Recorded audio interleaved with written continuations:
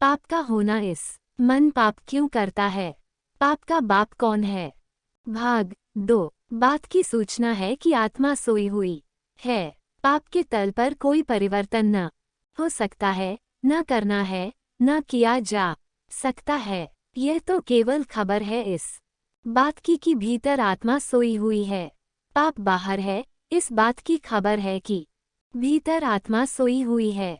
इस आत्मा को जगाने का सवाल है, पाप को बदलने का सवाल नहीं है। इस आत्मा को जगाने का सवाल है। उसकी मैं चर्चा कर रहा हूँ कि वह आत्मा कैसे जग जाए, और वह आत्मा जग जाए तो आप पाएंगे पाप तो विलीन हो गया, उसकी जगह पुण्य शुरू हो गया। और पुण्य भी होता है, वह भी नहीं किया जाता। अगर आप सोचते हो कि महावीर जैसा लोग कहते हैं कि महावीर को लोगों ने पत्थर मारे, उन्होंने बड़ी क्षमा की, बिल्कुल झूठी बात कहते हैं। महावीर क्या क्षमा कर सकते हैं? क्षमा भी होती है कि नहीं जाती। महावीर जागी हुई स्थिति में हैं। कोई पत्थर मारे, गाली दे, उनसे क्षमा होती है। इसमें करना क्या है? आपसे क्रोध होता है, उनसे क्षमा होती है, यानी उनसे क्षमा निकलती है। अब वे क्या करेंगे? एक फूलों भरे दरख्त पर हम पत्थर मारें तो फूल नीचे गिरेंगे, और एक कांटों वाले दरख्त पर हम पत्थर मारें तो कांटे नीचे गिरेंगे। जो होता है वह निकलता है, जो होता है वह गिरता है। अब महावीर के भीतर प्रेम ही प्रेम भरा है। आप गए, अपने उनको 2 गालियां दी, वे क्या करेंगे? वे प्रेम ही बांट देंगे।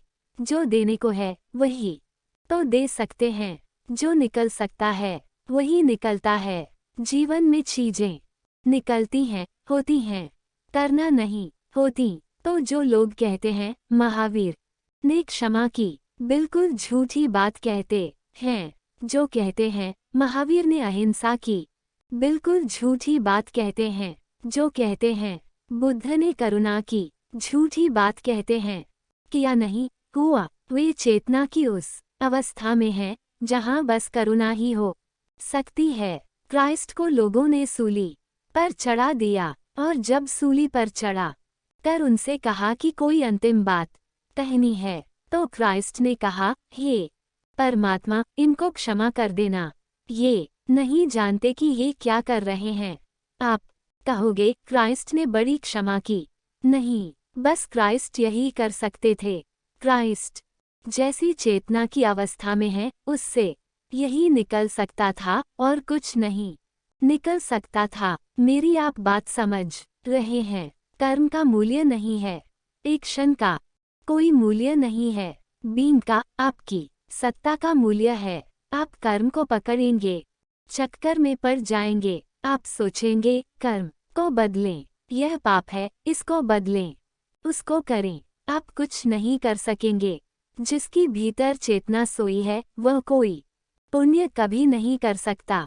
तो आप शायद सोचेंगे दोपहर को ही मैं कह रहा था, अगर एक आदमी है जिसकी चेतना सोई हुई है, तो भी तो लोग कहते हैं कि उसने धर्मशाला बनाई, मंदिर बनाया, पुण्य किया। बिल्कुल झूठी बात है, क्योंकि जिसकी चेतना सोई है वह मंदिर नहीं बना रहा है, वह अपने बाप के लिए स्मारक बना रहा है, अपने नाम के लिए स्मारक बना रहा है। मंदिर नहीं बना रहा है। मंदिर से उसको क्या मतलब? वह जो भी बना रहा है, उसकी सोई हुई चेतना उसमें जो काम कर रही है, उसमें जरूर पाप होगा। मेरा मानना है कि सोया हुआ आदमी जो भी करेगा वह पाप है।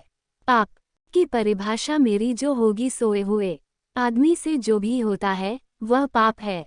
जागे हुए आदमी से जो भी होता है वह पुण्य है। अगर सोया हुआ आदमी पुण्य की नकल भी करे तो भी पाप है, और अगर जागे हुए आदमी का कोई काम आपको पाप भी मालूम पड़े तो जल्दी निर्णय मत लेना, वह भी पुण्य होगा, वह भी पुण्य है। अब उससे पाप हो नहीं सकता है, उससे पाप का कोई प्रश्न नहीं है।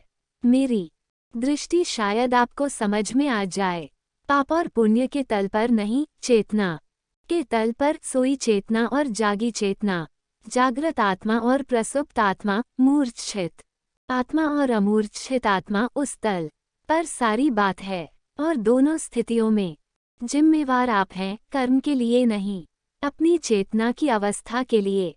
मेरा फर्क समझ लें, ज्यादा गहरे तल पर परिवर्तन करना है, ऊपरी तल पर कोई परिवर्तन नहीं होता है। कर्म के तल पर कोई परिवर्तन नहीं, व्यक्तित्व की पूरी प्राण के तल पर, पूरी आत्मा के तल पर परिवर्तन होता है। इसलिए जब कोई कहता है कि फलां काम पाप है, फलां काम पुण्य है, तो मुझे हैरानी होती है। काम पाप और पुण्य नहीं होते। यह हो सकता है कि वही काम पाप हो और वही काम पुण्य हो। यह तब हो सकता है जबकि चेतना में भेद हो। जब चेतना बिल्कुल भिन्न हो, जागी हुई चेतना वही काम करे और सोई हुई चेतना वही काम करे, काम वही होगा और तल भेद हो जाने से पाप और पुण्य का फर्क हो जाएगा। कर्म नहीं होते, पाप और पुण्य चेतना की अवस्था होती है, स्टेट ऑफ माइंड होता है। वह जो स्टेट ऑफ माइंड है, वह जो चित्त की दशा है, अवस्था है, वह जो स्थिति है, वह बात है, वह विचारणीय है। वही कुछ करनीय है, वही कोई क्रांति, वही कोई क्रांति, कोई ट्रांसफॉर्मेशन, कोई परिवर्तन वहाँ करने की बात है।